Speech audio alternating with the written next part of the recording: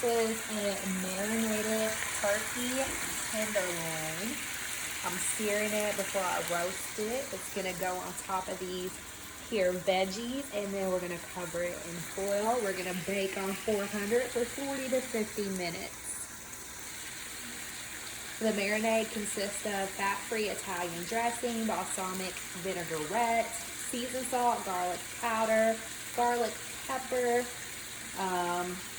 cayenne pepper, fresh thyme from my garden.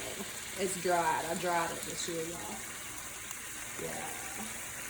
Look how beautiful that is. Look at that caramel coating from searing that turkey tenderloin. Now we're gonna cover it in foil, and in the oven she goes.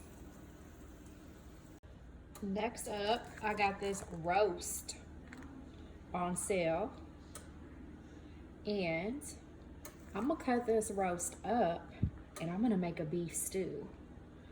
I rinsed out the pan that I used earlier to sear the turkey breast. I'm gonna give this some time to sit out, get a little bit closer to room temperature. I'm gonna cut it up into chunks, to pieces. I'm gonna season it.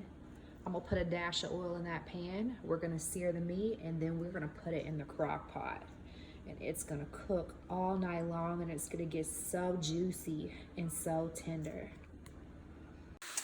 Our turkey loin is done. We gotta let that rest 10 minutes, and we can cut it up.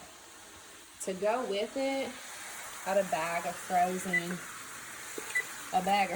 green beans, and all I put in them is 1 beef bouillon cube, a little bit of pink Himalayan salt, and a dash of pepper. So now I have sliced the turkey loin. You guys, it turned out really, really good. I just ate a little piece of it. Very, very yummy. So are the roasted potatoes and the veggies. So I'm gonna get the family and we're gonna eat.